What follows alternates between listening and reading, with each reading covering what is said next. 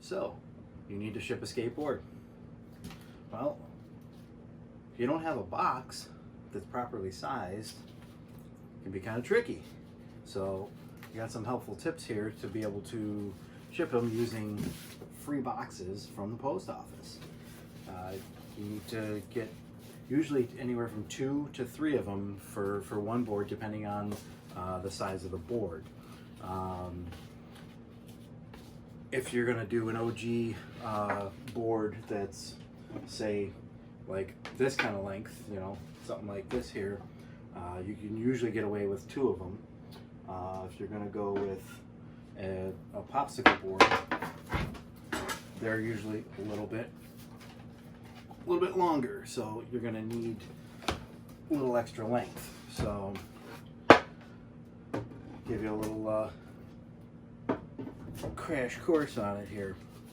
So what you need to get from your post office is a priority mail mailing box.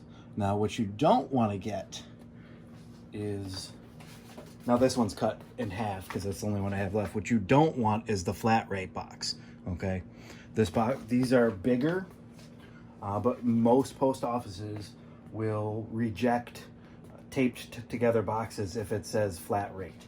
Some of them will, but most of them will reject it. They call it theft of service, even though you're not using the flat rate, is what it is. It's a larger box, so I mean it is convenient, but just get the mailing box. It's usually on the other side of the kiosk, so you got to pay attention and look at it. Also, if you look down here, it tells you the dimensions and everything, and you know when they were made.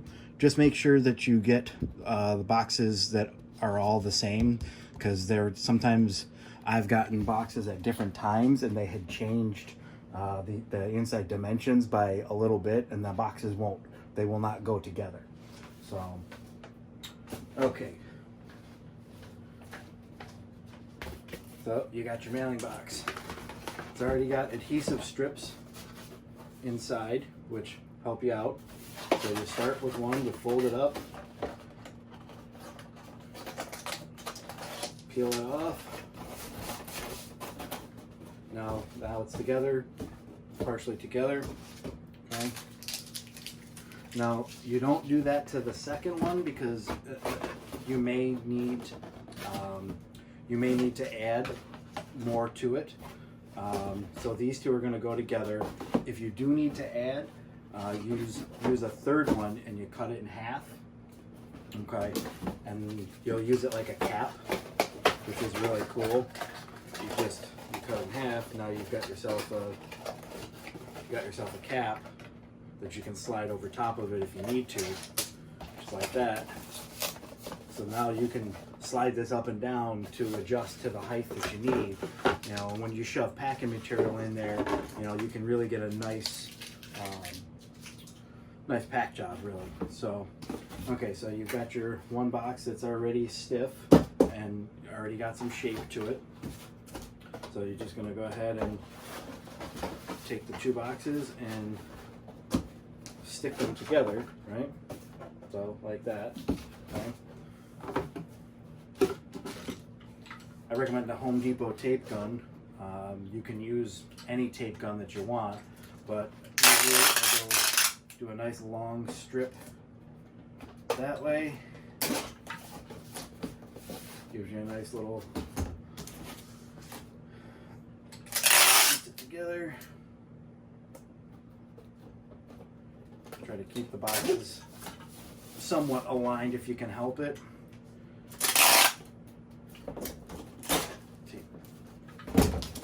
Flip them a few times there, flip the tape. Okay, so now that just kind of holds them together. I usually like to do a couple of strips of tape on both sides long ways. That helps the boxes from coming apart. That. And just do across. Use a fair amount of tape this way. But it works. It stays together that way.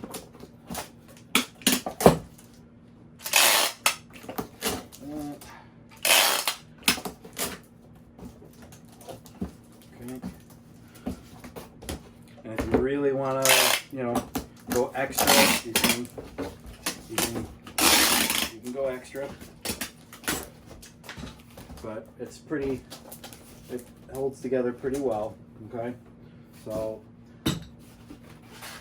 now I'm just gonna check the size of this versus, say, the board I want to ship. It's really, really pretty close.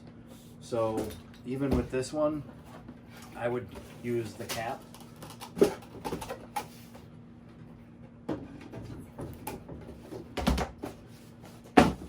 Oh, whoops, I dropped something. Now, for packing material, I go to Home Depot and I get painter's paper, or you can go to Harbor Freight. Actually has rolls of brown paper which work great for packing material. You gotta pull them out and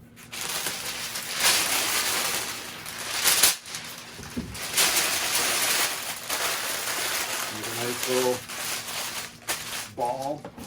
So this can go inside the cap like that. You're gonna make another one of those. You're gonna. I should usually shove a couple down the chute there. Yeah. Shove it in there. Gotta get past that one little lip.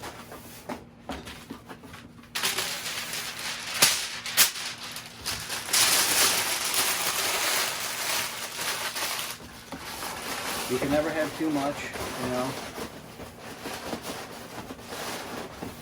So now we've got it there.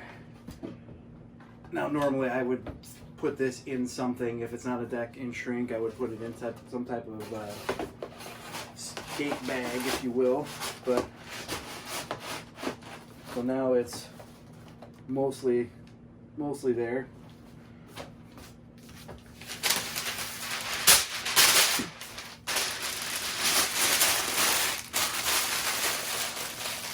Now, see how the board can be kind of floppy that way? I'll show you. Let me see. I don't know how much you can see on there, but so you kind of go on both sides of the board, kind of on the underside and the top side. That kind of helps center the board a little bit. Okay. Now you can shove packing down the sides here to stop it from going left to right as well. What I find when you use the cap, you can actually fold these in a little bit, and that actually kind of helps stop it from going left to right as well. But you can shove the packing in there, and then so you can kind of see. Take this, put it over top, fold it over, like that.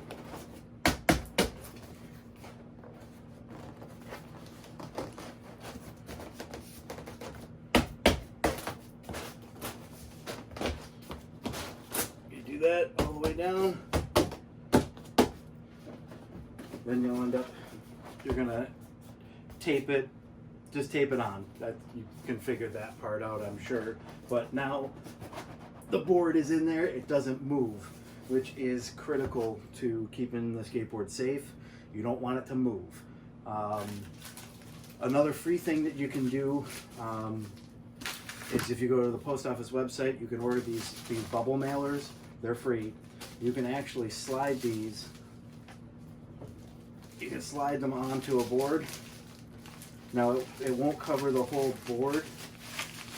It'll cover a part of it. You can put one on the other end, but you can take another one of these, slit the closed end, slide it to the middle, and then take another one and put it on there. So now you've got bubble wrap all around the board.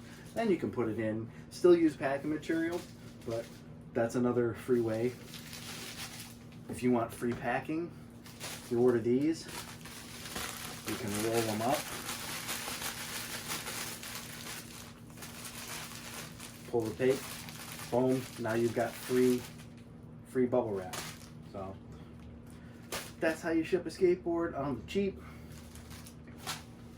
You can always go to a local skate shop if you have one and that has an online presence. A lot of times they'll have boxes, you might be able to buy one, but you don't need to. You can do it yourself just like that. Simple. That's it.